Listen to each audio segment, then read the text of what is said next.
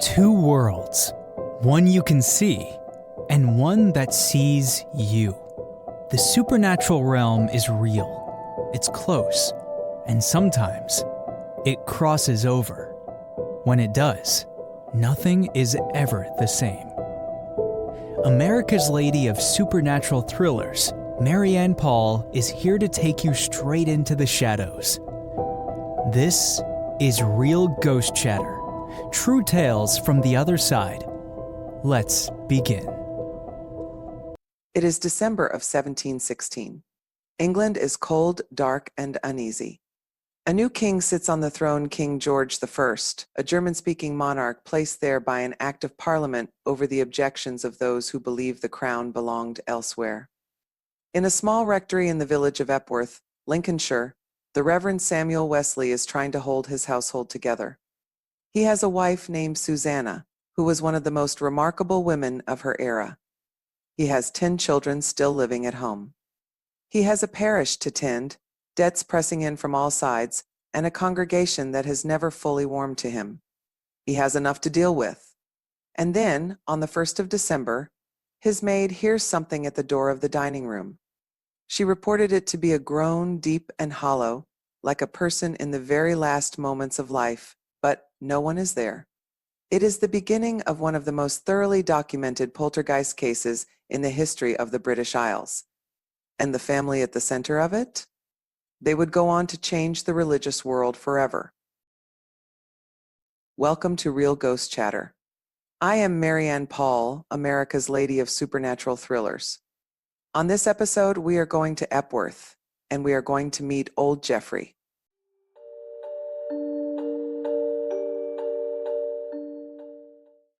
Before we go inside that rectory, you need to know who lived there.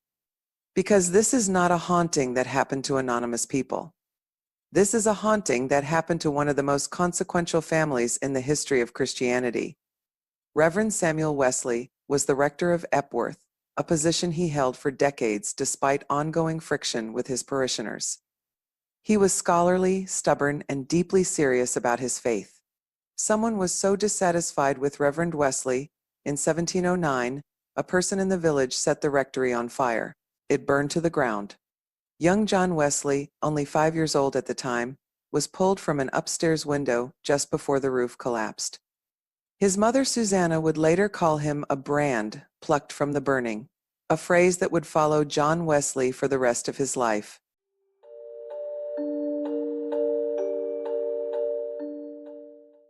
Now, about Susannah Wesley. She actually deserves her own episode, maybe another time. On this episode, I want to give you enough to understand who she was, because without understanding her, you cannot fully appreciate what it meant when she finally said she believed. Susannah Wesley was the last of 25 children born to a prominent London minister. By the time she was 13 years old, she had studied the theological arguments of her day and made her own carefully reasoned decisions about faith.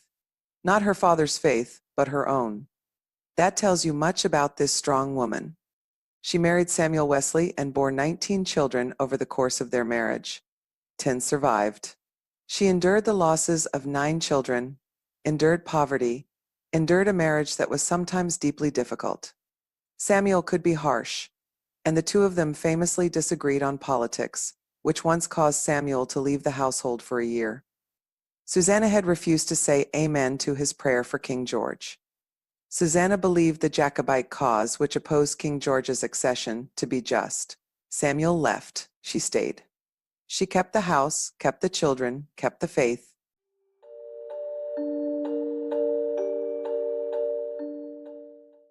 Every morning and every afternoon, 6 days a week, she held school in that rectory for her children. There were 6 hours of instruction each day, teaching Latin, Greek, scripture, and classical studies to the girls and boys alike. Every evening, she drew 1 or 2 children aside for a private conversation about matters of the heart. And she prayed for 2 full hours every single day. 1 hour for her children specifically, 1 hour for her own soul. This is the woman who would find herself, in December of 1716, writing letters to her son describing something she could not explain. The three oldest sons, Samuel Jr., John, and Charles, were away at school when the haunting began. John was at Oxford. Charles, who would become the great hymn writer of the Methodist movement, was absent too. The children at home that December were the daughters: Amelia, Susannah Jr., Mary, Hetty, Anne, Kezzy, and Patty. There were also two servants, a man named Robert Brown and a housemaid. That is who was home the night the groaning began.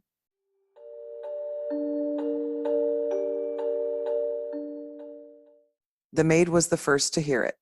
She described the sound coming from the door of the dining room: deep, miserable groans, like someone at the very point of death. She told the family. The family dismissed it. Houses make sounds. It was winter. The wind in Lincolnshire is not gentle. 2 or 3 nights later, several members of the household heard something different. Knockings. Distinct, deliberate knocks. 3 or 4 raps at a time, then silence, then more. The sounds came from different parts of the house: the walls, the floors, the staircase. Still, Reverend Wesley was not alarmed. He assumed it was rats, or perhaps young men sneaking into court to court his older daughters. He told his family to ignore it. They could not ignore it for long. What the letters describe over the weeks that followed is a haunting that built on itself. It was methodical, as though whatever was present was testing the boundaries of the house and the people in it. There was a pattern in the nightly activity that several family members independently noted. Each evening before the main disturbances began, there was a sound, but it wasn't knocking. It was a low, creaking, mechanical sound like a mill winding up, or wood being sawed, or the grinding of a large wheel changing direction. It lasted roughly 15 minutes, and then, as though something had gathered itself, the real sounds began.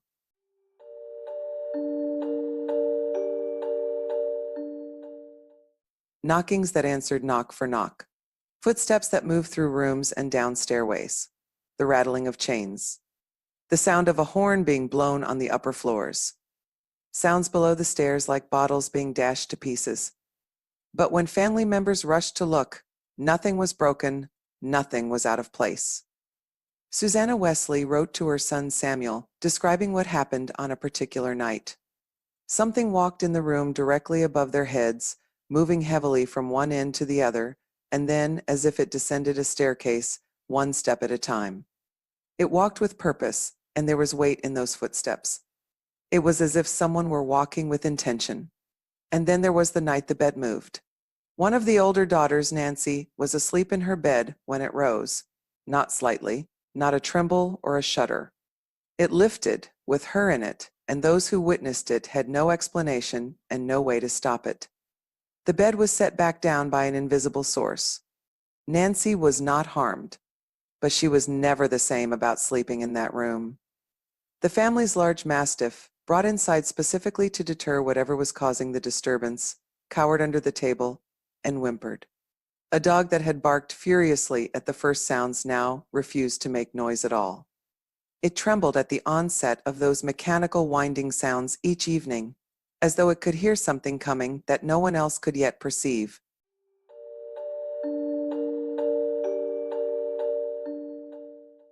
It was the eldest daughter at home, Amelia Wesley, who gave the entity its name of Old Jeffrey. She did not explain why, but the name simply stuck, the way such things do in a household where something nameless needs to be spoken about at the supper table. Amelia's attitude toward Old Jeffrey was, by her own account, something close to dark humor. When Susannah Wesley, still holding out hope for a rational explanation, borrowed a horn from a neighbor and had it blown loudly through the house to drive away what she assumed were rats, Old Jeffrey responded by making noise during the daytime as well. Until that point, the disturbances had come only at night. After the horn, they came at any hour. Amelia found this remarkably funny. Old Jeffrey, she suggested, was getting even. But the activity was not limited to noise. The phenomenon became personal. The knocking intensified during the family's evening prayers, specifically when Reverend Wesley prayed for King George. Old Jeffrey, it seemed, had political opinions. Some later researchers theorized the entity was connected to the Jacobite cause I mentioned earlier. The Jacobites were those who believed the throne had been wrongfully taken from the Stuart line. Given that Susannah herself was a Jacobite sympathizer and the household's fraught history over the very question of praying for the king, the timing of those disruptions was difficult to dismiss as a coincidence.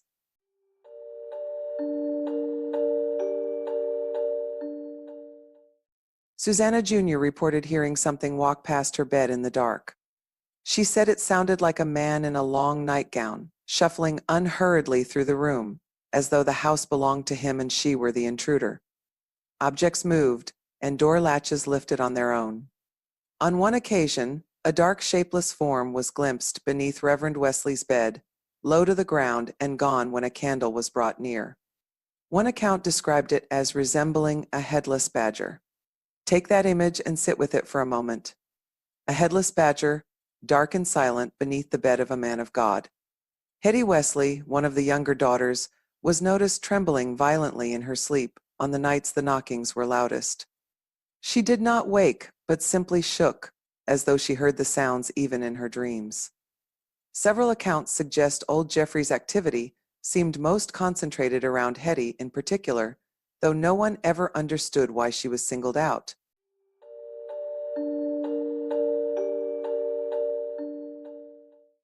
Reverend Wesley was a stubborn man, and he had reached his limit. One night, after a particularly violent series of sounds had sent the household into panic, he went to the room where the knocking was loudest. He stood in the dark, and he spoke. What he said has been recorded and passed down for 300 years. "Thou deaf and dumb devil," he said, "why dost thou frighten these children? Come to me. Come to my study. I am a man." Old Geoffrey answered with a burst of sharp, deliberate knocking, then complete silence. The following evening, as the Reverend reached out to open his study door, it flew back toward him with tremendous force and slammed shut again. He later reported feeling a strong pressure on his chest while lying in bed, as though something had placed its full weight upon him in the dark. He began to sleep with a candle burning.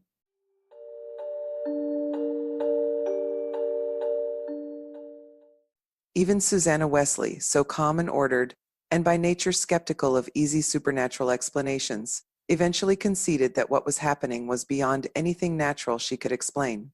She had held out longer than most. She had proposed the rats. She had tried the horn. She had written the disturbances off, one by one, until she could not write them off anymore. She wrote that the phenomena were real. She had experienced them herself, and she was not imagining it. Remember who this woman was. She had buried 9 children. She had survived a house fire. She had run a household and a school through years of poverty and marital hardship without losing her faith or her composure. She prayed 2 hours every day. She did not frighten easily, and she did not exaggerate. When Susannah Wesley said something was real, that statement carries weight that is very hard to dismiss.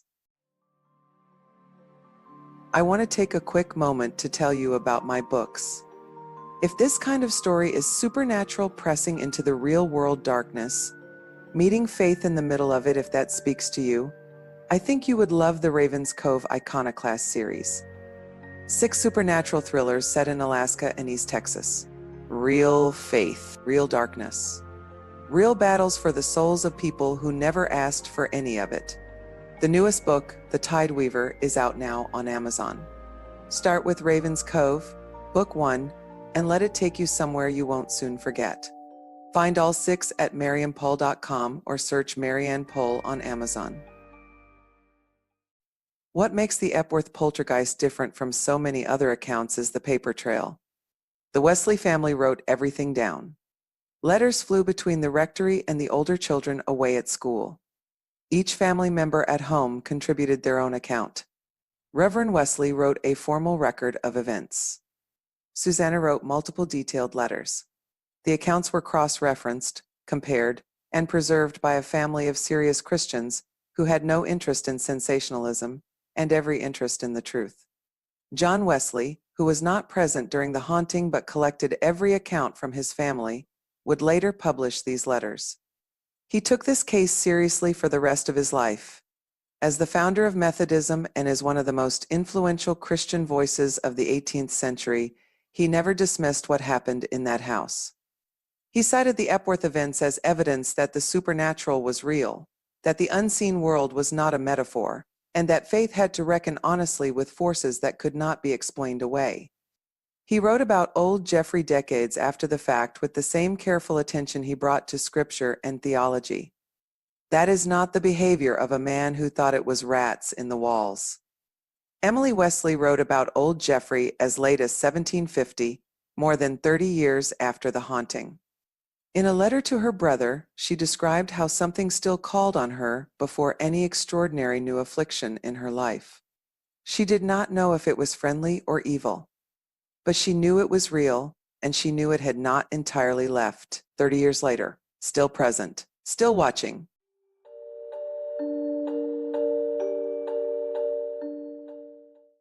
The most intense activity at Epworth Rectory lasted roughly 2 months, from December of 1716 through January of 1717. The sounds, the footsteps, the moved objects, the rattling chains, the lifted bed, the pressure in the dark, all of it gradually faded. There was no exorcism, no dramatic confrontation, no moment of cleansing. Old Geoffrey simply withdrew, leaving on his own terms, as he had arrived on his own terms. The knockings did continue occasionally after that, always during prayers for the king. A small pointed signature, as though whatever had been in that house wanted the family to know it had not gone entirely far. Reverend Samuel Wesley died in 1735 and is buried in the churchyard at Epworth. The rectory still stands. It is now a museum, open to visitors who want to walk those same floors and the room where the knocking was loudest. To see the study where the door flew back with terrible force, and the stairs on which something descended in the dark, one slow step at a time. The bed Nancy slept in when it rose is gone, but the room is the same.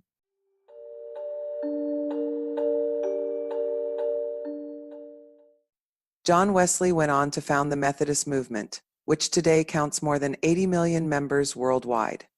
Charles Wesley wrote over 6,000 hymns, some of which are still sung every Sunday in churches around the world. The family that was terrorized in that cold Lincolnshire rectory became one of the most spiritually transformative families in the history of the Christian faith. Susannah Wesley lived until 1742. She died peacefully, surrounded by her children, and her last words were a charge to them. "Children, as soon as I am released, sing a psalm of praise to God." They did. And old Geoffrey? Old Geoffrey remains unexplained. No one ever identified a source. No confession was ever made, and no rational cause was ever established to account for what an entire household experienced over the course of 2 months. The letters are still there and are still readable. They highlight the weight of people who saw what they saw and refused to pretend otherwise. There is something worth sitting with in this case. These were not credulous people. The Wesleys were educated, faithful, and deeply serious. They did not readily reach for supernatural explanations. And yet every one of them, when pressed, said the same thing. It was real. It happened. We cannot explain it. In a rectory in the English countryside, in the dead of winter, something made itself known. Something knocked on the walls, walked the floors, rattled chains in the dark, and lifted a sleeping girl in her bed. Something that wound itself up each evening like a mill, and then unleashed itself on a household of believers. Something that had opinions about kings, prayers, and the uses of a horn. Something that left no explanation behind. It only left behind its name, Old Geoffrey.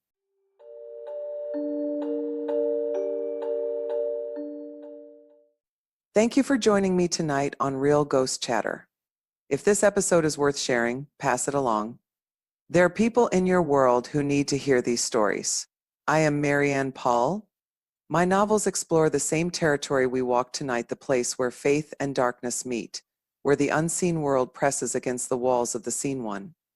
You can find the Raven's Cove series on Amazon and at mariannepaul.com. Until next time, stay curious, stay faithful, and do not be afraid of the dark. Just pay attention to what is in it. The supernatural world is closer than we think. Sometimes it chills us. Sometimes it reminds us we were never alone. Two worlds, every single day. And the greatest power against the darkness has always been the light. Stay curious, stay faithful, and never mistake the darkness for the whole story. Thanks for listening. Until next time, may the sun always be on your face, the wind at your back, and the good Lord walk beside you.